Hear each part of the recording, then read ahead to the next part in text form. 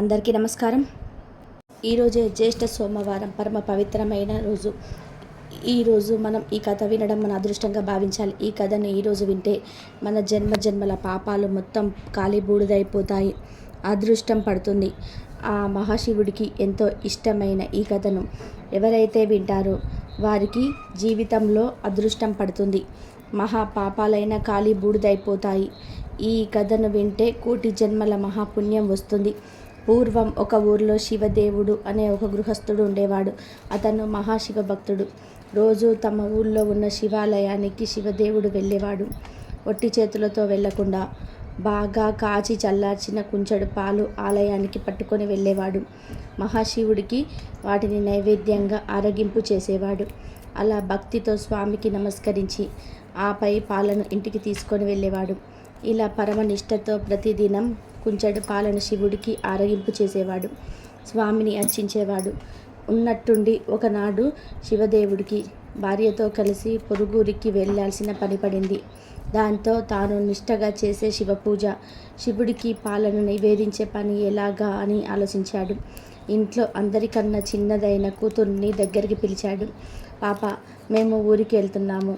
ఊరు నుండి తిరిగి వచ్చేదాకా ఇంటి దగ్గరే జాగ్రత్తగా ఉండు.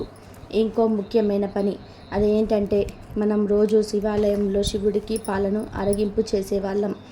ఆ పని కూడా నువ్వు చెయ్యాలి అని జాగ్రత్తగా కాచి చల్లార్చిన మంచి గోవు పాలను కుంచెడు కొలిసి పాత్రలో పోసుకొని గుడికి వెళ్ళాలి. అక్కడ స్వామికి ఆ పాలను అర్పించాలి. పెద్దావు కాడు, ఇది మన నియమం తల్లి.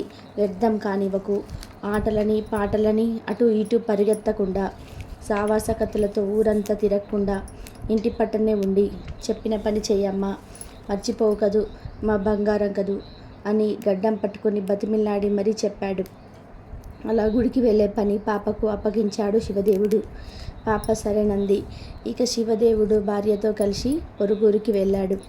ఇక మరుసటి రోజు పాప చాలా ఉత్సాహంగా ఉల్లాసంగా సానాదులు ముగించుకొని మంచి గోవు పాలను మరగగాచి చల్లార్చి సరిగ్గా కుంచెడి పాలను కొలుచుకొని గిన్నెలో పోసుకొని గిన్నె చేత పట్టుకొని తాను కట్టుకున్న పల్చటి కొంగును పాల మీద కప్పి సరాసరి గుడికి చేరింది. గర్భాలయంలో కొలువైన శివలింగమూర్తి ఎదుట పాల గిన్నె నుంచి 2 చేతులెత్తి స్వామికి మొక్కింది. పాల వైపు చేతులు చూపిస్తూ, శివయ్య, ఇదిగో పాలు, నీకోసమే తెచ్చాను, ఆరగించవయ్యా అని శివుడికేసి చూసి చెప్పింది. ఎదురుగా నిలబడితే ఎలా తాగుతావు అని కాస్త పక్కకు జరిగి చాటుకు నిలబడింది. కాసేపు అయ్యాక వచ్చి ఆ గిన్నెలో చూసింది. గిన్నెలో ఉన్న పాల వైపు విచిత్రంగా చూసింది. శివయ్య, పాలు తాగలేదా? నీకోసమే తెచ్చాను, తాగడానికి ఏమిటి ఇబ్బంది? పాలు అలానే ఉన్నాయి, తాగవా? తాగు తాగు అంటూ శివుడికేసి చూసి పురమాయించింది. అయినా శివుడు తాగలేదు. చిన్నపిల్ల కదా. ఆ పాపకు చింత మొదలైంది. అమ్మా నాన్నలు చెప్పి వెళ్ళారు, వాళ్ళు చెప్పినట్లు నేను చేశాను. ఎక్కడ ఏం లోపం జరిగిందో. శివుడేమో ఈరోజు పాలు తాగటం లేదు. దాంతో పాపకి భయం పట్టుకుంది. శివుడు పాలు తాగకపోతే అమ్మా నాన్నలతో దెబ్బలు తినాల్సి వస్తుంది కదా. ఇక శివుడి వైపు దీనంగా చూస్తూ, పాలెందుకు తాగలేదు? తాగవయ్యా ఓ లింగమూర్తి అని ప్రాధేయపడింది. పాలు సరిగ్గా కాచలేదా? రుచిగా లేవా? సద్ది పాలు అనుకున్నావా? పొద్దెక్కిందనా? లేక పొగవాసన వస్తుందనా? నీళ్లు కలపాననా? ఆవు పాలు కాదనా? పోని ఆకలిగా లేదా? ముఖం ముత్తిందా? కుంచెడు లేవనా? నేనేమైనా వీటి మీద మనసు పెట్టుకున్నాననా? ఏ చిన్నపిల్ల చేస్తే తాగను అని కోపంగా ఉందా? ఎందుకు తాగవయ్యా అంటూ నిలదీయడం మొదలుపెట్టింది. పరమశివ, పసిపాపను చేసి ఏమిటి సతాయింపు? ఆకలిగా లేదా? పోనీ అదైనా నోరు తెరిచి చెప్పాలి కదా. పోతే పోని ఒక్క గుటకన్నా తాగితే నేను తృప్తి చెందుతాను కదా అంటూ పాప పరమశివుని బతిమిలాడుతుంది. నువ్వు పాలు త్రాగలేదంటే మా అమ్మా నాన్నలు నన్ను కొడతారు. అలా కొట్టిస్తావా? నా మీద ప్రేమతోనైనా తాగవా? నిజంగా నువ్వు మనస్సులో ఏదో పెట్టుకొని ఇలా సాధిస్తున్నావు. ఇవి కాక ఇంకా ఏమైనా కావాలా? ఏం కావాలో అడుగు, నిమిషంలో తీసుకువస్తా. కానీ తాగకుండా మాత్రం నన్ను ఏడిపించకు. ఓ లింగమూర్తి, మఠంలో పాయసం తింటావా? వీరభద్రుడి జాతరకు నిన్ను పంపిస్తాగా. మా నాయన కదూ, మా శివయ్య కదూ, తాగవయ్యా అంటూ అన్నం తినకుండా మారం చేసే వాళ్ళ తమ్ముణ్ణి వాళ్ళమ్మ ఎలా బుజ్జగించిందో అలా గుర్తుకు చేసుకుంటూ బతిమిలాడుతుంది, ఏడుస్తుంది. ఆ పరమేశ్వరుడు పాప అమాయకత్వానికి నవ్వుకున్నాడు కానీ పలకలేదు. ఇంకా ఏం చేస్తుందో అని చూస్తూ ఉన్నాడు. ఆ పరమ కరుణామూర్తి భక్తికి వశం కాకపోతాడా? ఆయన పరీక్షిస్తూ ఉన్నాడు. పాప కింద పడి అల్లరి చేస్తూ గిలగిలా కొట్టుకోసాగింది. ఈ శివుడు పాలు తాగమంటే బెల్లం కొట్టిన రాయిలాగా ఉన్నాడు. నాన్నగారు వస్తే నన్ను కోపగిస్తారు అని ఏడవసాగింది. స్వామి వైపు చూస్తూ, మా వాళ్ళు నన్ను చంపేస్తారు. నువ్వు ఈ పాలు తాగలేదంటే నేనేదో పొరపాటు చేశానని మా వాళ్ళు నన్ను కొడతారు. నాన్నగారు పదే పదే చెప్పిన ఈ పనిలో ఆటంకం ఎదురైందని తెలిస్తే ఆయన చేతిలో చావడం ఖాయం. అంతకంటే ఇక్కడే నీ ముందటే చావడం మేలు అని తలను శివలింగానికి వేసి బాదుకుంది. ఇక సర్వేశ్వరుడు ఒక్క క్షణం ఆగకుండా పాపను పట్టుకొని ఆపాడు. ఆ చిన్నారి ముందు చిద్విలాసంగా నిలబడ్డాడు. గిన్నెను తీసుకొని పాలన్నీ తాగేశాడు. ఇక పాప పరమ సంతోషంతో ఎగిరి గంతేసింది. శివుడు ప్రత్యక్షమయ్యాడు కానీ ఆ రూపం అరుదైనదని పాపకు తెలియదు. దేవుణ్ణి పిలిస్తే పలుకుతాడు, పెట్టినవన్నీ తింటాడు, మన మాట వింటాడు అంటూ ఆనందించింది. పాప తండ్రికి అనుకోకుండా ఒకరోజు ప్రయాణం కాస్త 4-5 రోజులైంది. పాప రోజు తానే పాలు తేవటం, శివుడికి నివేదించడం అది శివుడికి బాగా నచ్చింది. ఇలా ప్రతిరోజు పాలు తేవడం, శివుడు త్రాగడం జరిగిపోతూ ఉన్నాయి. ఒకరోజు ఊరెళ్ళిన తల్లిదండ్రులు తిరిగి వస్తూ ఉన్నారు. ఆ సమయంలో పాప పాలను శివుడికి ఆరగింపు పెట్టి ఇంటికి వెళ్తూ ఉంది. అమ్మా నాన్నలు చూసి ఎగిరి గంతేసింది. ఇంతలో శివదేవుడు పాప చేతిలో పాల గిన్నెను చూశాడు. పాత్రలో పాలు లేవు. ఎక్కడికి వెళ్తున్నావు అని సందేహంగా అడిగాడు. ఇక పాప గుడిలో శివుడు పాలు త్రాగిన వ్యవహారం అంతా కూడా చెప్పింది. శివదేవుడు పాప మాటలు నమ్మలేదు. శివుడు పాలు త్రాగడం ఏంటి? నువ్వు ఏదో అబద్ధం చెప్తున్నావు. శివుడు పేరు చెప్పి నువ్వే త్రాగేశావా లేదా నిజం చెప్పు. శివుడికి నేను చేసిన వ్రతాన్ని నేల పాలు చేశావు కదూ అంటూ ఆగ్రహంతో కూతుర్ని అనరాని మాటలన్నాడు. పాప ఎంత చెప్పినా పాప మాటలు నమ్మని శివదేవుడు మరునాడు పాప వెంట పరమేశ్వరుని మందిరానికి వెళ్ళాడు. రోజులాగానే పాప పాలను శివుడి ముందు ఉంచింది. లింగమూర్తి ఆరగించవయ్యా అని పిలిచింది. స్వామి పలకలేదు. అప్పుడు శివదేవుడికి పట్టరాని కోపం వచ్చింది. ఓష్, రోజు పాలు తాగే శివుడు ఈరోజు తాగలేదే, చూడను కూడా లేదు. కన్న తండ్రిని అబద్ధపు మాటలతో మోసం చేస్తావా? ఎన్ని కథలు చెప్పి మోసం చేశావే పాపిష్టిదానా! ఎంత శివద్రోహం చేశావే! శివుడికి తెచ్చిన పాలను నీ పొట్టలో పోసుకున్నావా? ఉండు, నీ పని చెప్తా. ఎంత నాటకమాడావే! నిన్ను ఊరికే వదిలిపెట్టను, నీ పొట్ట చీలుస్తా అంటూ ఆక్రోశంతో పాప మీద ఉరికాడు ఆ తండ్రి. పాప భయంతో వణికిపోయింది. ఎటు వెళ్ళాలో తెలియక గట్టిగా ఏడుస్తూ లింగా లింగా అంటూ లింగ స్వరూపాన్ని గట్టిగా పట్టుకుంది. ఇదిగో నేనున్నాను అంటూ భయపడకు. అత్యంత దయతో మహాలింగమూర్తి పాప మీద వాత్సల్యంతో తన వక్షస్థలాన్ని తెరిచాడు. తండ్రి వెంటబడుతూ పాప వెంట్రుకలను చిక్కించుకున్నాడు. ఎక్కడికి పోతావే అంటూ యువతలికి రాగబోయాడు. అప్పటికే పాప శివుడిలో ఐక్యమైపోయింది. వెంటనే ఆ దివ్యలింగం ఆ పాప మాయమైపోయింది. ఎంతో నిశ్చలమైనది ఆ పాప భక్తి, అమాయకత్వం. అదే శివుడికి ఇష్టమైనది. అందుకే తండ్రిని కాదని బిడ్డకు దర్శనమిచ్చాడు. తనలో ఐక్యం చేసుకున్నాడు. దానికి ఇంతకన్నా నిదర్శనమేముంది? జరిగిందంతా తెలుసుకొని ఆ శివదేవుడు సిగ్గుతో తలదించుకున్నాడు. ఆనాటి నుండి ఆ పాప గోడగూచి అనే పేరుతో స్తుతింపబడింది. ఎవరైతే ఈ పవిత్ర కథను విన్నారో మీ అంత అదృష్టవంతులు ఇక ఉండరు. శివలోకం పొందుతారు. ఆ మహాశివుడి దివ్య ఆశీస్సులు మీకు నేరుగా అందుతాయి. ఆ మహాశివుడికి అత్యంత ఇష్టమైన రోజు ఈరోజు. ఈ కథను ఎవరైతే వింటారో వారు ఎంతో అదృష్టవంతులే. ఈరోజు ఈ కథను అదృష్టవంతులు మాత్రమే వింటారు. ఈ కథ ఎంతో జ్ఞానవర్ధకమైన కథ. ఈ కథను శ్రద్ధగా వినటం వలన మన జన్మల పాపాలు మొత్తం పటాపంచలవుతాయి. తిరుగులేని రాజయోగం పడుతుంది. మరి ఈరోజు ఈ కథను వింటే మన ఇంట్లో సకల శుభాలు కలుగుతాయి. ఈ వీడియోలో తెలుసుకుందాం. పూర్వం ఒకానొకప్పుడు దేవగిరి అనే పట్టణంలో సుధర్ముడు అనే గొప్ప శివభక్తుడు ఉండేవాడు. అతను త్రికాల సంధ్యావందనం అలవాటైనవాడు. నిరంతరం శివభక్తి అలవాటైన మనసున్నవాడు. భగవంతుని యందు మనసు లభించడం చేత తనకిది ఉన్నదని కానీ తనకిది లేదని కానీ ఎన్నడూ భావన చేయలేదు. తనకి ఒకటి లేకపోవడం కూడా ఈశ్వరానుగ్రహమే అనుకోగలిగేటువంటి సంపన్నత కలిగినటువంటి హృదయం కలగాడు. అతని భార్య పేరు సుదేహ. ఆమె మహాసౌశల్యవతి. భర్తను తమ ధర్మం మందు నిరంతరం అనువర్తించే స్వభావం కలిగిన తల్లి. ఇలా ఉంటూ ఉండగా వీరిద్దరికీ బిడ్డలు కలగలేదు. ఆమె ఎంతో బాధపడింది. అప్పుడు ఆయన భార్యతో ఇలా అన్నాడు, ఏమిటి నీ వెర్రి? ఎవరు ఎవరికి తల్లిదండ్రులు? ఎవరికి ఎవరు బిడ్డలు? ఎవరి స్వార్థం వారిది. అటువంటి నీ బిడ్డల కోసం ఎందుకీ నీకు అలజడి? నువ్వు ఈ సంబంధంను ఈశ్వరుడి యందు పెట్టు, తరిస్తావు. నీతో పాటు నేను కూడా తరిస్తాను.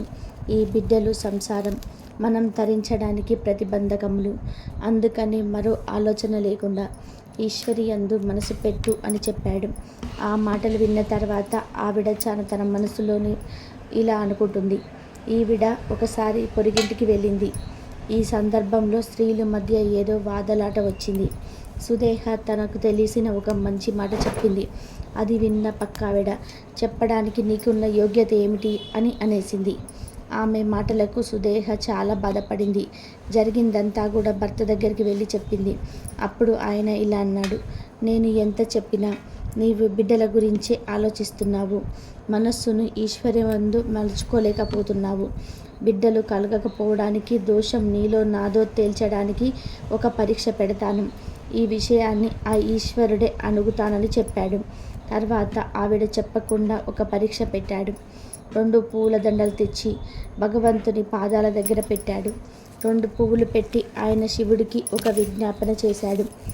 ఒకవేళ నాయందు బిడ్డలు పుట్టడానికి దోషం ఉండి ఉంటే ఆవిడ ఈ దండం ముట్టుకుంటుంది.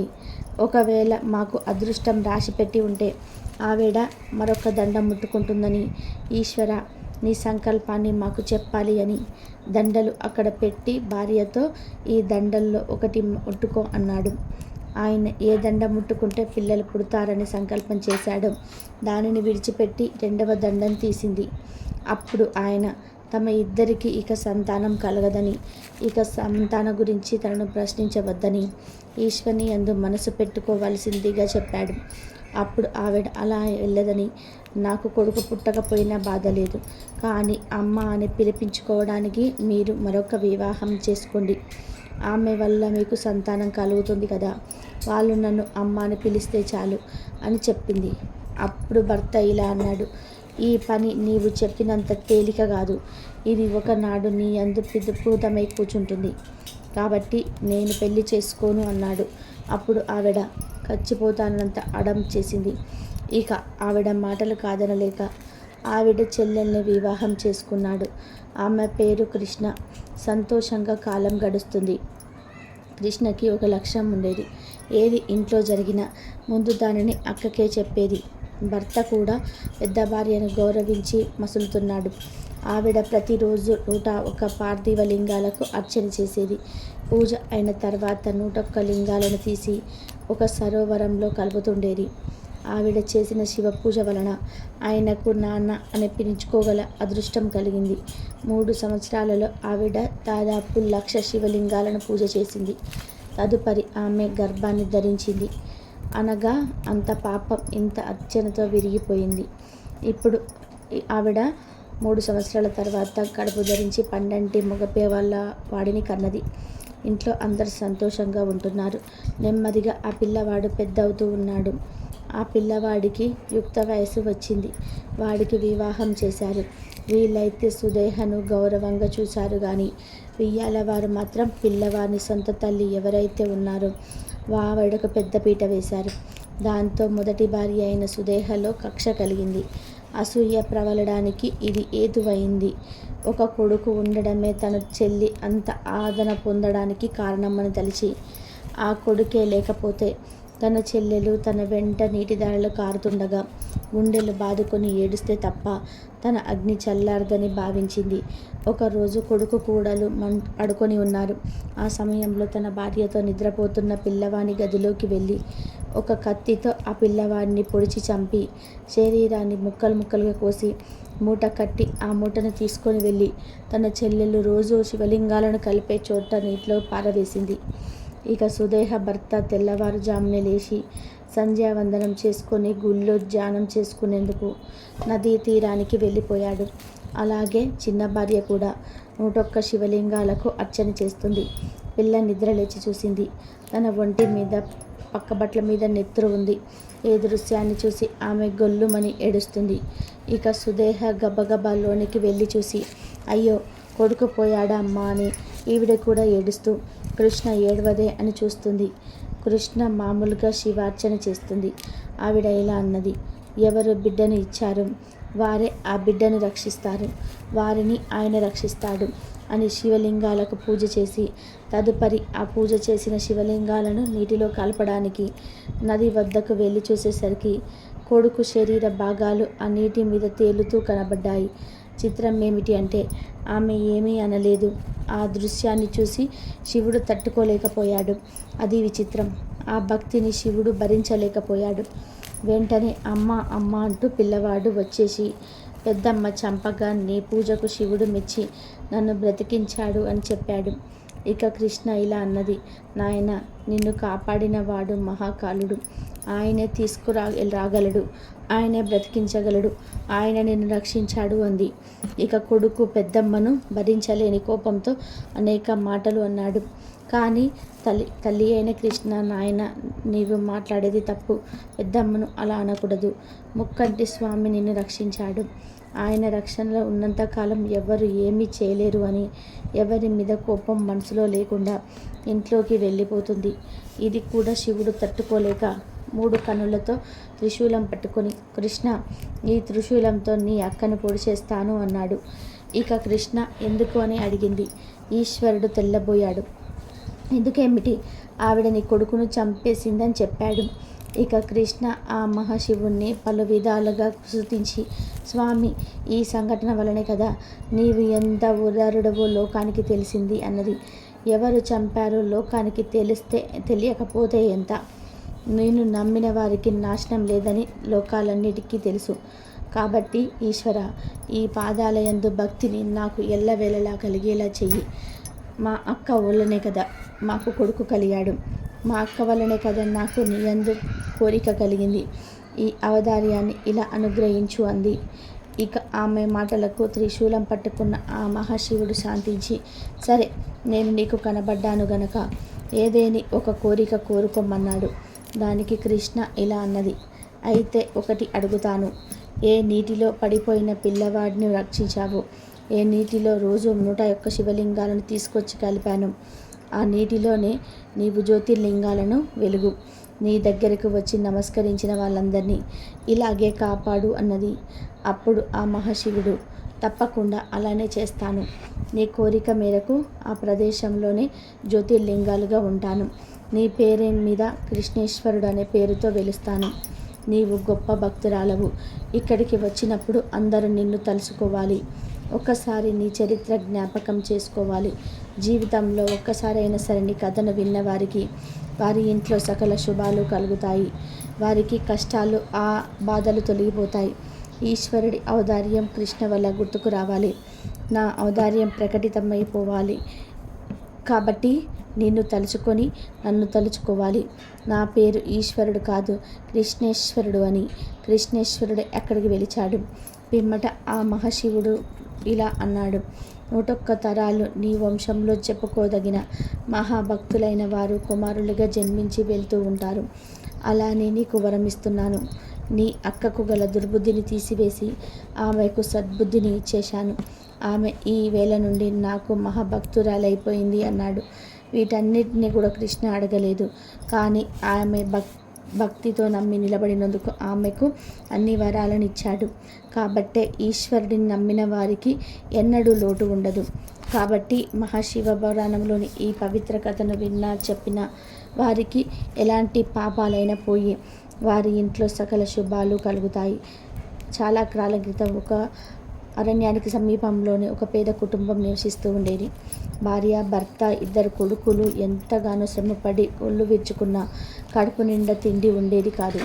అలాగే బట్టలు కూడా లేక చిరిగినవి తొడుక్కుంటూ కాలం గడుపుతూ ఉంటారు.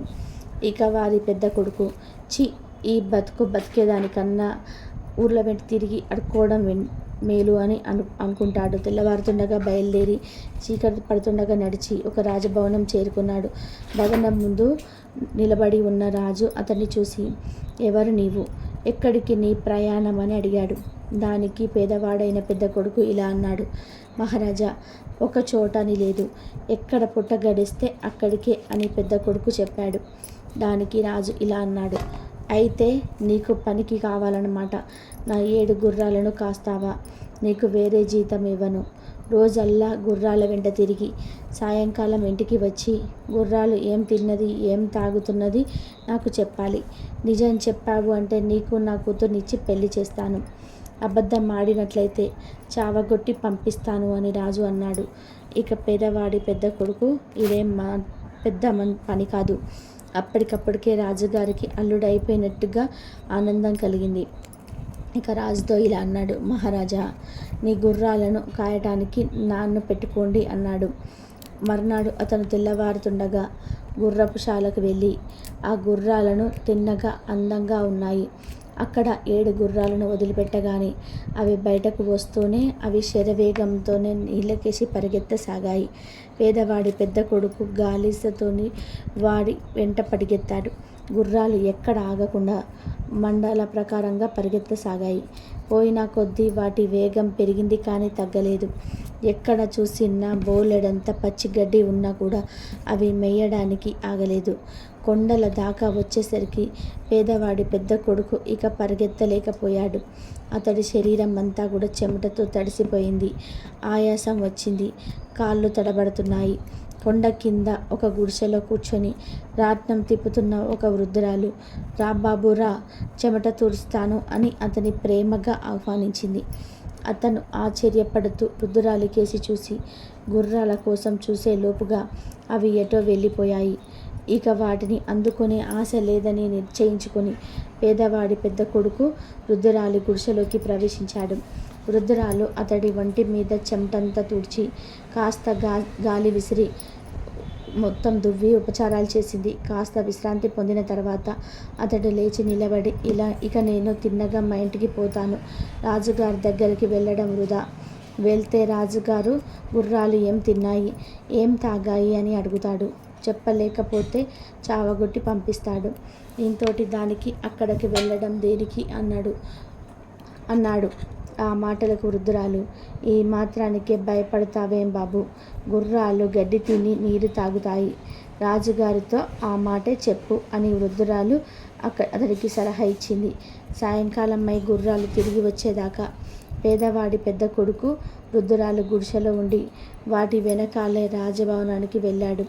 వాణ్ణి చూస్తూనే రాజు ఇలా అన్నాడు, గుర్రాలను జాగ్రత్తగా కాచావా? అవి ఏం తిన్నాయి, ఏం తాగాయి అని అడిగాడు. దానికి పేదవాడి పెద్ద కొడుకు ఇలా చెప్పాడు, మహారాజా, గుర్రాలు గడ్డి తిని నీరు తాగాయి అని చెప్పాడు. ఇక రాజు వాణ్ణి పట్టుకొని చావచిత కొట్టి పంపించేయండి రాజు కోపంతో తన బట్టలతో చెప్పాడు. వృద్ధురాలు సలహా విన్నందుకు ఒళ్ళంతా ఊనం చేయించుకొని పేదవాడి పెద్ద కొడుకు సకలం ప్రాణం కూడా ఇంటికి తిరిగి వచ్చాడు. ఇక పెద్ద కొడుకు తిరిగి రాగానే చిన్న కొడుకు తన పొట్ట తాను పోసుకుంటానని ఇంటి నుండి బయలుదేరాడు. అతను కూడా ఒక రోజంతా నడిచి చీకటి పడే వేళకు రాజభవనం చేరుకున్నాడు. రాజు తన గుర్రాలను కాయమని, అవి ఏం తిన్నాయో ఏం తాగాయో చెప్పమని, నిజం చెప్తే తన కూతుర్నిచ్చి పెళ్లి చేస్తానని, అబద్ధం చెప్తే చావగొట్టి పంపిస్తానని చెప్పాడు. అందుకు పేదవాడి చిన్న కొడుకు కూడా సిద్ధపడ్డాడు. మర్నాడు తెల్లవారుతుండగానే గుర్రాలను వదిలారు. అవి పరిగెత్తసాగాయి. చిన్నవాడు వాటికంటే ముందే పరిగెత్తుతూ, రండి, నాతో పందెం వేసి పరిగెత్తండని వాటిని ఆహ్వానించాడు. గుర్రాలు కొండ ప్రాంతానికి చేరేసరికి ఇంకా వాడు పరిగెత్తుతూనే ఉన్నాడు. అతడి ఒళ్ళు చెమటలు దిగగారుతున్నాయి. అయినా అతను పరుగు మానలేదు. ఇంతలో అతను అవ్వ ఉన్న గుడిసెలో సమీపించాడు. రా బాబురా, చెమట తోడుస్తాను రా అని వృద్ధురాలు అతని ఆహ్వానించింది. దానికి అతను, నేను నీకు చిక్కినప్పటి మాట కదా అని చిన్నవాడు అంటూనే పరిగెత్తసాగాడు. ఇక అతడికి అలుపు వచ్చింది. అప్పటి వరకు అతడు గుర్రాలతో సమానంగా పరిగెత్తాడు గాని గుర్రాలు ఇక అతన్ని దాటిపోయేటట్టు కనిపించాయి. ఇక అతను అన్నిటికన్నా వెనుక ఉన్న గుర్రం జూలు పట్టుకొని ఒక్క ఎగురున దాని వీపు మీదకి ఎక్కి కూర్చున్నాడు. ఆ గుర్రాలు చాలా దూరం పరిగెత్తి ఒక దట్టమైన అరణ్యం మధ్య ఉన్న ఒక దేవాలయ ప్రాకారం వద్దకు వెళ్ళి నిలిచాయి. అదే వాటి గమ్యస్థానమని గ్రహించిన చిన్నవాడు తాను ఎక్కిన గుర్రం నుండి కిందికి దిగి ఆలయ ప్రాంగణం కేసి నడిచాడు. గుర్రాలు ఒక్కొక్కటిగా ఆలయ ప్రాంగణంలోకి అడుగుపెట్టగానే అందమైన యువకులుగా మారిపోయాయి. ఈ వింత పరివర్తన చూస్తూనే చిన్నవాడు ఆశ్చర్యపోయాడు. ఆ యువకుల్లో ఒకడు పేదవాడి చిన్న కొడుకును దగ్గరకు పిలిచి తమ విషయం ఇలా చెప్పాడు. మేము 7గురం రాజుగారి కొడుకులం. మా నాన్న నీకిచ్చి పెళ్లి చేస్తా అన్నది మా చెల్లెలనే. దారిలో నిన్ను పిలిచిన ముసల్ది మాయల మారిది. అదే తన మంత్రశక్తితో మమ్మల్ని ఇలా మార్చేసింది. దాని మంత్రం ఈ ఆలయ ఆవరణలో పనిచేయదు. అందుచేత పగలు సాధ్యమైనంతసేపు ఇక్కడే మనుషులుగా ఉంటాము. మనుషులు తినే తిండి తింటాము. మనుషులు తాగే పానీయాలు తాగుతాము. మేము ఏమేమి తింటామో ఏమేమి తాగుతామో చూస్తావు గనక ఆ సంగతి మా నాన్నకు చెప్పగానే ఆయన మా చెల్లెల్ని నీకిచ్చి పెళ్లి చేస్తాడు. ఆ తర్వాత నీ వల్ల మా కుటుంబం ఉపకారం కావాలి. ఈ గుడి గర్భగుడిలో ఒక కత్తి ఉంది. అది మంత్రపూరితమైన కత్తి. నీవు దాన్ని తీసుకొని మాతో పాటు ఇంటికి వచ్చి రాత్రి మేము గుర్రపుశాలలో కట్టి ఉన్నప్పుడు ఆ కత్తితో మా తలను నరికివేయి. దాంతో మాకు ఈ గుర్రాల రూపం పోయి మనిషి రూపం శాశ్వతంగా వచ్చేస్తుంది. ఈ మాటలు చెప్పి పెద్ద రాజకుమారుడు పేదవాడి చిన్న కొడుకును గర్భగుడిలోకి తీసుకుపోయి ఒక మూల ఆనించి ఉన్న కత్తిని చూపించాడు. చిన్నవాడు దానిని 2 చేతుల పట్టుకొని తేలికగా ఎత్తలేకపోయాడు. అది చాలా బరువుగా ఉంది. ఇక రాజుగారి పెద్ద కొడుకు పేదవాడి చిన్న కొడుకుతో ఇలా అన్నాడు. గర్భగుడిలో ఒక గంట ఉంది. అందులో ఉంది మంత్రజలం. దానిని నీవు 3 బుక్కలు తాగమని రాజకుమారుడు అన్నాడు. ఇక పేదవాడి చిన్న కొడుకు ఆ నీరు 3 చుక్కలు తాగి ఒక చేత్తోనే కత్తిని పట్టుకొని తేలికగా ఎత్తగలిగాడు. తరువాత రాజకుమారుడు ఆ గుడి ఆవరణలోనే వంట చేసుకున్నారు. వంటకు కావలసిన సమస్త పదార్థాలు గుడిలో ఒక పక్కన ఉన్నాయి. రాజకుమారులతో పాటు పేదవాడి చిన్న కొడుకు కూడా భోజనం చేశాడు. సూర్యాస్తమయం కాబోయేదాకా వారంతా గుడిలోనే విశ్రాంతి తీసుకొని ఇంటికి బయలుదేరారు. గుడి దాటి బయటకు రాగానే రాజకుమారులు ఎంత ప్రకారము గుర్రాలుగా మారారు. పేదవాడి చిన్న కొడుకు కత్తితో పడి చిన్న గుర్రం పైకి ఎక్కాడు. అతను గుర్రాలపై వచ్చేటప్పుడు ముసల్ది చిన్నవాడిని చూసి ఆ కళ్ళల్లో నిప్పులు రాస్తూ అతన్ని బెదిరించింది. ఇక పేదవాడి చిన్న కొడుకు రాజుగారి భవనం చేరగానే రాజు ఇలా అడిగాడు. గుర్రాలను సరిగ్గా కాచావా అన్నాడు. దానికి పేదవాడి చిన్న కొడుకు, మహారాజా కాస్తాను అన్న తర్వాత కాయకుండా ఉంటానా అన్నాడు. అయితే ఏం తిన్నాయి, ఏం తాగాయి అని రాజు ప్రశ్నించాడు.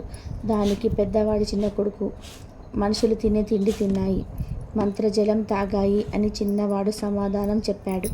ఇక రాజు సంతోషించి, ఈ మాట చెప్పగలవాడు ఒక్కడు కూడా లేడు కదా.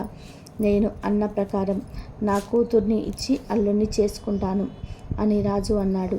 ఆ రాత్రి అందరూ పడుకున్నాక పేదవాడి చిన్న కొడుకు కత్తి తీసుకొని గుర్రపు శాలలోకి వెళ్ళాడు. కానీ గుర్రాలు మెడకు నరకాలంటే అతడికి చేతులు రాలేదు. చివరికి సాహసించి ఒక గుర్రం మెడ నరికేశాడు. వెంటనే దాని స్థానంలోనే ఒక రాజకుమారుడు నిలబడ్డాడు. ఆ తర్వాత అతను ధైర్యంగా అన్ని గుర్రాల మెడలు నరికివేశాడు. 7గురు రాజకుమారులు మంత్ర విముక్తి పొందారు. తన కొడుకులు తిరిగి పుట్టినట్లుగా రాజు చాలా సంతోషించాడు. రాజకుమార్తె ఎంతో కాలంకి తన అన్నలను మళ్ళా కల్లారా చూసి ఆనంద బాష్పాలు రాల్చింది. ఆమెకు పేదవాడు చిన్న కొడుక్కి పెళ్లి నిశ్చయించారు. చిన్నవాడు తన తల్లిదండ్రులను అన్నను పిలిపించి వారిని కూడా రాజభవనంలో ఉంచారు. పెళ్లి చాలా వైభవంగా జరిగింది. అటు తర్వాత అతడు సుఖంగా జీవించారు. మొగలి పువ్వుతో ఆ మహాశివుడిని పూజించరాదు. ఇది మహాపాపంగా పరిగణింపబడుతుంది. అసలు ఎందుకు మొగలి పువ్వు శివ పూజకు పనికిరాదో శివపురాణ వివరణ తెలుసుకుందాం. త్రేతాయుగంలో దశరథ నందనుడైన శ్రీరామచంద్రుడు పితృవాక్య పరిపాలన కోసం సీత లక్ష్మణ సహితంగా అడవులకు వెళ్ళాడు. వారు పల్గుని నదీ తీరంలో పితృశ్రాద్ధం పెట్టవలసి వచ్చింది. శ్రాద్ధానికి అవసరమైన వస్తువులను తెమ్మని శ్రీరాముడు లక్ష్మణుడిని దగ్గరలో ఉన్న ముని వాటికకు పంపాడు. సమయం మించిపోతున్న లక్ష్మణుడు ఇంకా తిరిగి రాలేదు. కారణమేమిటో అని శ్రీరాముడు కూడా వెళ్ళాడు. అపరాహ్నం దాటిపోతుంది. అపరాహ్నం దాటితే శ్రాద్ధం పెట్టకూడదని శాస్త్రం చెప్తుంది. ఇక సీతాదేవికి ఏం చేయాలో పాలుపోలేదు. సరే, ఏదైతే అది అవుతుందని నదిలో స్నానం చేసి దొరికిన వాటితో పిండ ప్రదానం చేసింది. వెంటనే పితృదేవతలు సంతృప్తి పొంది సీతాదేవికి సాక్షాత్కరించారు. వారిని చూసి ఆమె ఆశ్చర్యపోయింది. వచ్చిన వారెవరో తెలుసుకుందామని, మహనీయులారా మీరెవరు అన్నది. వచ్చిన వారిలో ఒకరు, నేను మీ మామ దశరథుడను, ఈయన నా తండ్రి, ఈయన నా తాత, ఈ పిండ ప్రదానంతో మేము తృప్తి చెందాము అన్నారు. ఆ మాటలు విన్న సీతాదేవి, ఓ మహాత్మా, నేను చాలా ధన్యురాలని. నేను పెట్టిన పిండము మీరు స్వయంగా తీసుకున్నారు అంటే రాముడు నమ్మడు కదా అన్నది. దానికి దశరథుడు పల్గుని నదిని, అక్కడ మేస్తున్న ఆవును, అగ్నిని, మొగలి పువ్వును సాక్షులుగా చెప్పి పితృదేవతలు అంతర్ధానమయ్యారు. ఇక శ్రాద్ధానికి కావలసిన వస్తువులు తీసుకొని రామలక్ష్మణులు పరుగు పరుగున వచ్చారు. వస్తూనే రాముడు సీతతో, వేళ మించిపోతుంది, త్వరగా స్నానం చేసి పదార్థాలు సిద్ధం చేయి అన్నాడు. అంతటా సీతాదేవి పితృదేవతలకు తమ పిండ ప్రదానం చేసిన సంగతి అంతా వివరించింది. రాముడు ఆ మాటలు నమ్మలేదు. శ్రాద్ధం పెట్టుట కొడుకుల పని. పుత్రులు శ్రాద్ధభక్తులతో శ్రాద్ధం నిర్వహిస్తే పితృదేవతలు తృప్తి చెందుతారు.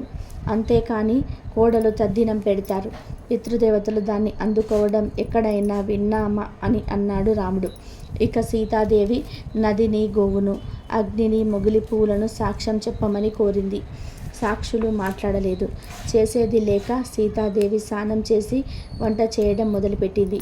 రామ లక్ష్మణులు శ్రాద్ధం పెట్టడానికి ఉపక్రమించి పితృదేవతలను ఆహ్వానించారు. దానికి వారు, కుమార, ఇంతకు ముందే సీత శ్రాద్ధం పెట్టింది, మేము తృప్తి చెందాము. ఇక పితృశేషము మీరు భుజించండి అన్నారు పితృదేవతలు. అది విన్న శ్రీరామచంద్రుడు సీతను అభినందించాడు.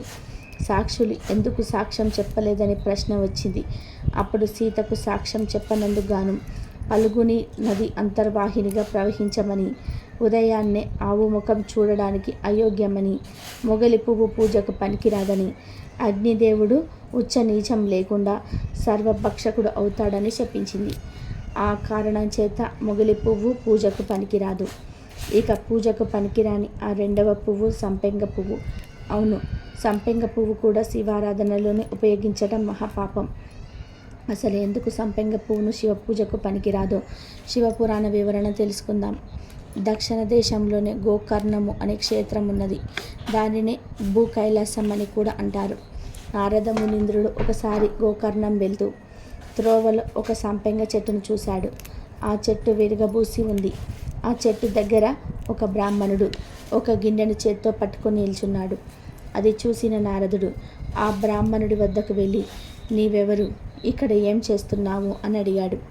దానికి ఆ బ్రాహ్మణుడు, నేనొక బాటసారిని, త్రోవలో అలసిపోయి ఈ చెట్టు నీడ నిల్చున్నాను అన్నాడు. ఇక నారదుడు గోకర్ణం వెళ్ళి మహాబలేశ్వరుని సేవించి తిరిగి వెళ్తుండగా ఆ బ్రాహ్మణుడు మళ్ళీ ఆ చెట్టు దగ్గరనే కనిపించాడు. ఇక నారదుడు దగ్గరికి వెళ్ళి, ఇక్కడ ఏం చేస్తున్నావు అన్నాడు. దానికి ఆ బ్రాహ్మణుడు ఏమీ లేదు అంటూ వెళ్ళిపోయాడు.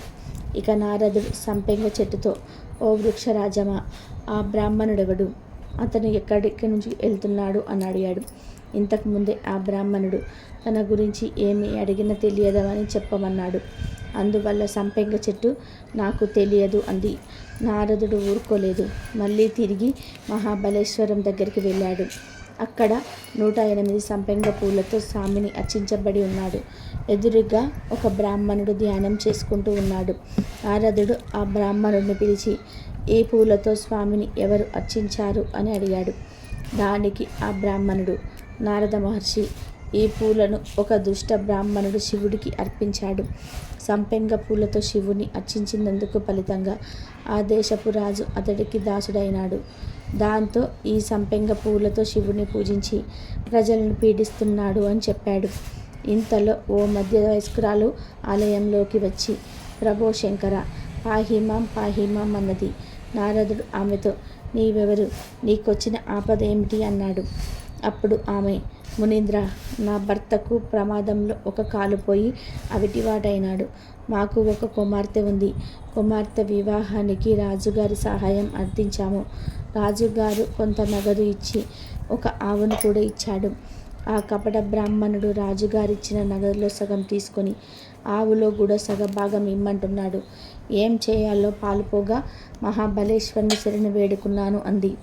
ఆ మాటలు విన్న నారదుడు ఈశ్వరుడితో, దేవా, ఇంకా ఉపేక్షిస్తున్నావా?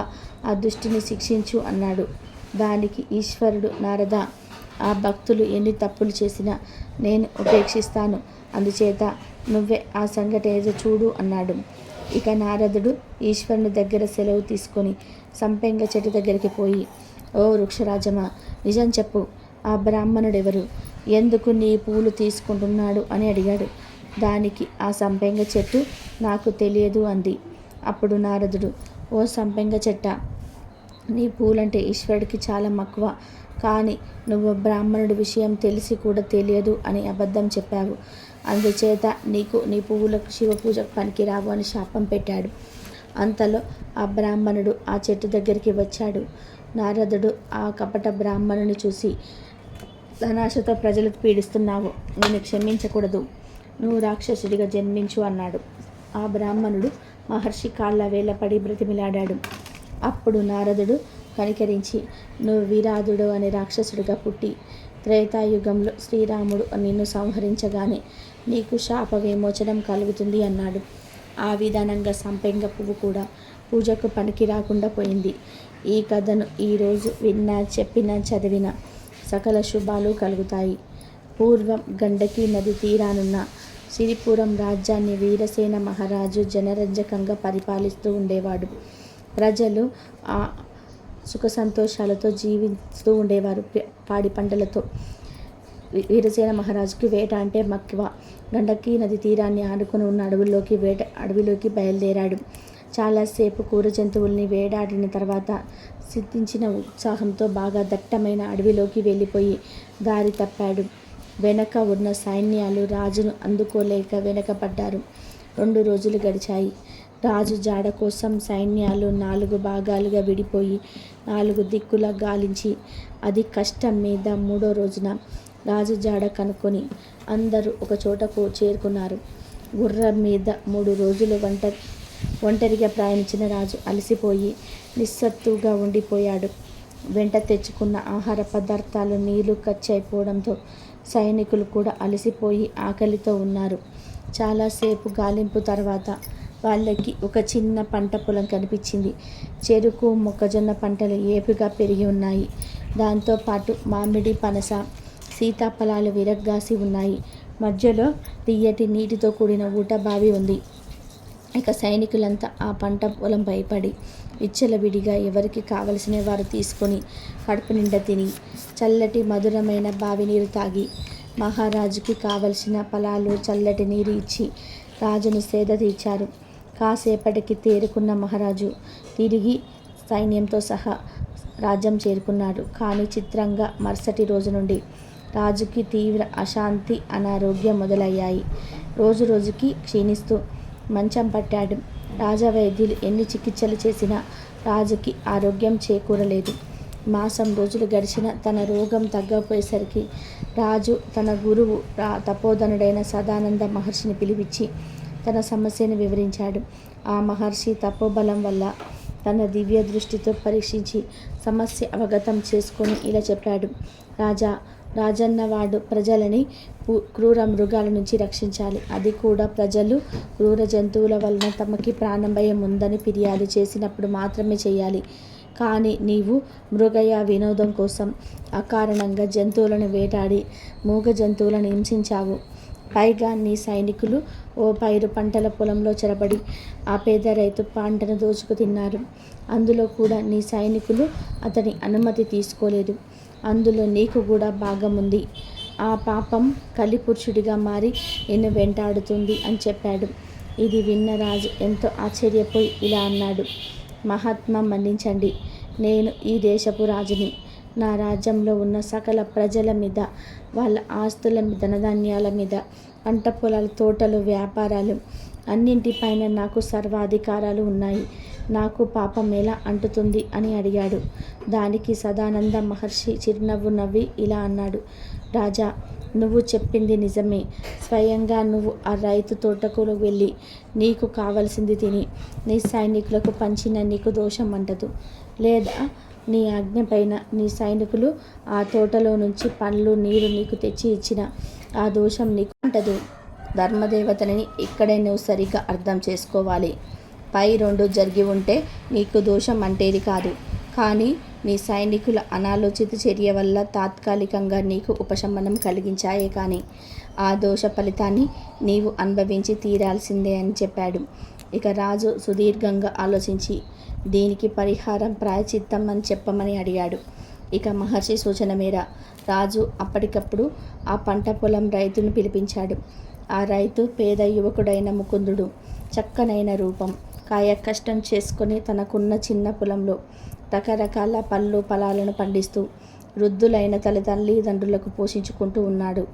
రాజు యొక్క సైన్యం తన పంటని మొత్తం కాజేయడంతో గత నెల రోజులుగా తల్లిదండ్రులకు సరైన తిండి కూడా పెట్టలేక చాలా దైన్య స్థితిలో ఉన్నాడు. ఇక రాజు అతనికి క్షమాపణ చెప్పి తన తప్పుకి పరిహారంగా 1000 బంగారు నాణాలు బహుకరించాడు.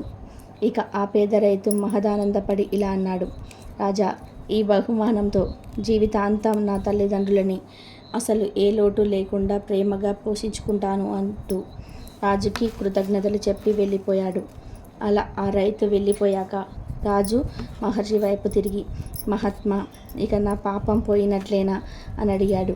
దానికి ఆ మహర్షి ఇలా అన్నాడు.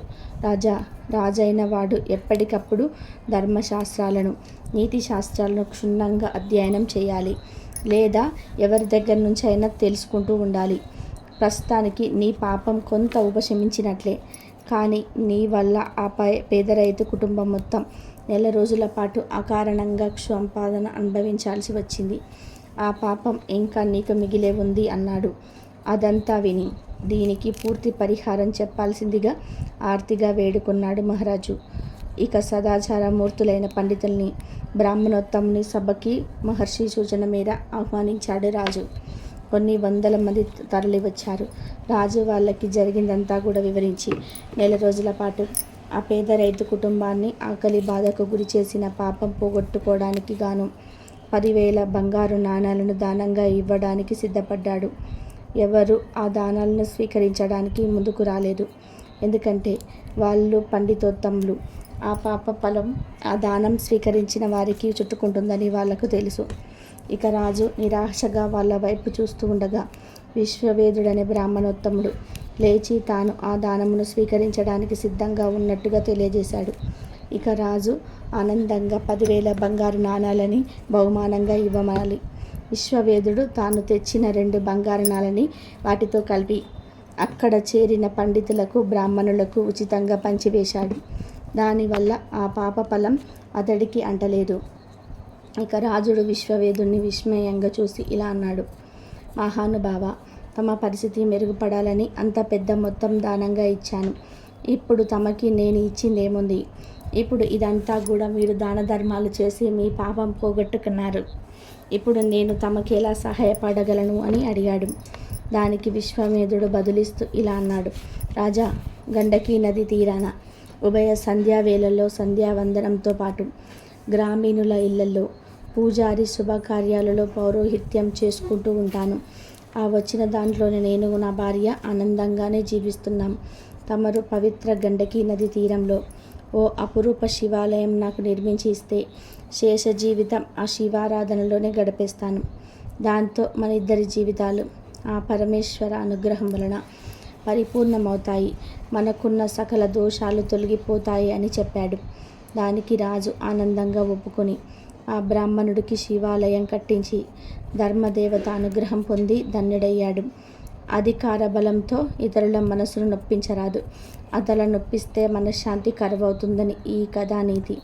ఈ కథను ఈరోజు ఎవరైతే విన్నారో వారు ఎంతో అదృష్టవంతులు.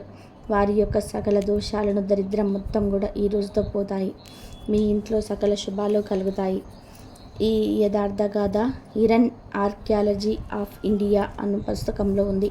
కాబట్టి 1879 సంవత్సరంలో జరిగిన ఈ యథార్థ సంఘటన శివలీల ఏమిటో ఇప్పుడు తెలుసుకుందాం. ఇది నిజంగా రోమాలు నిక్కపొడుచుకునేలా చేసే నిజ జీవితంలో జరిగిన సంఘటన, చరిత్రలో నిలిచిన కథ. నిజంగా శివుడి లీలలు ఎవరికీ అర్థం కావు. ఈ లీల చాలా కొత్తగా ఉంటుంది. ఎందుకంటే ఎలాంటి నమ్మకం లేని, అసలు హిందూ ధర్మం అంటే సంబంధం లేని ఒక బ్రిటిషర్కి శివుడు కనిపించాడు. ఒక విదేశీ వ్యక్తికి కూడా పరమశివుడు కనిపించాడు. నిజంగా అద్భుతమైన శివలీల ఇది. ఇతని భార్యది మరియు ఆయనది నిజంగా అదృష్టమే.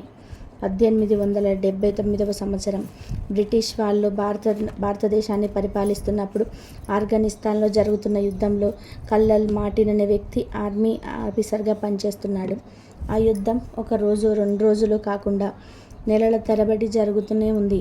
కల్నల్ తన క్షేమ సమాచారాలను ఎప్పటికప్పుడు తన భార్యకి భావిస్తూనే ఉండేవాడు. ఆమె పేరు మేరీ. ఇలా కొన్ని రోజులు గొడవగా ఆమెకి కొన్నాళ్ళకి క్షేమ సమాచారాలు అందడం ఆగిపోయాయి. అప్పటి నుండి ఆమె తీవ్రమైన మనోవేదనకు గురి అయింది. ఎప్పుడు భయంతో, బాధతో తనలో తాను కుమిలిపోతూ ఉండేది. ఆమె రాత్రి పగలు తన భర్త కోసం తప్పిస్తూ, బాధపడుతూ ఎదురుపడసాగింది. అయితే ఆమె ఒకరోజు గుర్రం మీద బయటకు వచ్చినప్పుడు వైద్యనాథ్ గుడి పక్క నుండి వెళ్తూ వేద మంత్రాలు విని వెంటనే గుర్రం ఆపి గుడి లోపలికి వెళ్ళింది. అక్కడ పూజారులు మహాశివుణ్ణి పూజించడం ఆమె గమనించింది. ఆ పూజారులు ఆమె మనసులోని ఏదో బాధ ఉందని గ్రహించి పలకరించారు. ఆ పూజారులు ఏమైంది తల్లి నీకు అని అడగగానే వెంటనే ఆమె భర్త కల్లల గురించి చెప్పి, భర్త నుండి ఇంతవరకు ఎలాంటి సమాచారం లేదని వెంటనే తనకు తాను తెలియకుండానే కన్నీళ్లు పెట్టుకుంది. ఆ పూజారులు ఆమెను ఓదారుస్తూ మహాశివుడికి తన బాధను చెప్పుకోమని అన్నారు. ఆమె గుడిలో మహాశివుడికి మొక్కి ఇంటికి వెళ్ళింది. తర్వాత ఆమె శివుని భక్తితో కొలుస్తూ లఘు రుద్ర మంత్ర జపం 11 రోజులు చేసింది. భక్తితో ఆరాధిస్తూ ఆమె తన భర్తని క్షేమంగా తన దగ్గరికి తీసుకువస్తే వైద్యనాథ్ ఆలయాన్ని పునర్నిర్మిస్తానని శివుడికి మనస్సులో కోరుకుంది. 11 రోజులు జపం చేసిన తర్వాత ఆమెకి కల్లల్ నుండి ఒక ఉత్తరం వచ్చింది. ఆ ఉత్తరంలోని కల్లల్ క్షేమంగా ఉన్నట్టు చెప్పాడు మరియు తాను ప్రాణాపాయ స్థితిలో నుండి బయటపడినట్టు చెప్పాడు. పఠాన్స్ మమ్మల్ని చుట్టుముట్టి చంపబోయాడని, మాకు బ్రతుకు మీద ఇక ఆశ కూడా పోయిందని, ఆ సమయంలో మేము తప్పించుకోవడానికి కూడా అవకాశం లేకుండా పోయిందని, అదే సమయంలో ఒకసారిగా అక్కడ ఒక భారతదేశపు మహాయోగి వెలుగుతూ కనిపించాడని, ఆయన పులి చర్మం ధరించి 3 సూది మొనలతో ఉన్న ఆయుధాన్ని చేత పట్టుకున్నాడని, ఇంకా విభూది కమండలాలతో ఉన్న కల్లలు ఉత్తరం రాశాడు. ఆయన శక్తికి, తేజస్సుకి పఠాన్స్ కూడా వెనుదిరిగి పారిపోయాడని కల్లల్ ఉత్తరంలో పేర్కొన్నాడు. ఈ యోగి వల్లనే మేము విజయం సాధించామని అన్నాడు. ఇక చెప్తూ ఆయన కంఠం 1000 ఏనుగుల గంభీరం, పొడవైన ఉంగరాల జుట్టు ఉన్నాయని, ఆ మహాయోగి కల్లలతో మాట్లాడాడని చెప్తూ నీ భార్య నన్ను భక్తితో పూజిస్తుంది. ఆమె భక్తికి తృప్తి చెంది నిన్ను కాపాడడానికి వచ్చానని యోగి అన్నాడని కల్నల్ ఉత్తరంలో రాశాడు. కొన్ని వారాల తర్వాత కల్నల్ ఇంటికి చేరుకున్నాడు. తర్వాత కల్నల్ మరియు మేరీ వైద్యనాథ్ గుడిని దర్శించుకున్నారు. కల్నల్ గుడిలో ఉన్న మహాశివుని రూపం చూసి యుద్ధ భూమిలో చూసిన మహాయోగి ఈయనేనని చెప్పాడు. అప్పటి నుండి కల్నల్ మరియు మేరీ మహాశివుడికి అపార భక్తులయ్యారు. ఆ తర్వాత వైద్యనాథ్ గుడిని పునర్నిర్మించారు మరియు వీళ్ళ దగ్గర ఉన్న మొత్తం ధనాన్ని గుడికి ఇచ్చేశారు. జన్మ ధన్యం చేసుకున్నారు. ఇప్పటికీ వైద్యనాథ్ గుడి ప్రాంగణం పైన వీళ్ళ ఇద్దరి పేర్లు ఉన్నాయి. బ్రిటిష్ వారు కట్టిన ఒకే ఒక గుడి ఇది. ఈ కథ హిరన్ ఆర్కియాలజీ ఆఫ్ ఇండియా అనే పుస్తకంలో ఉంది.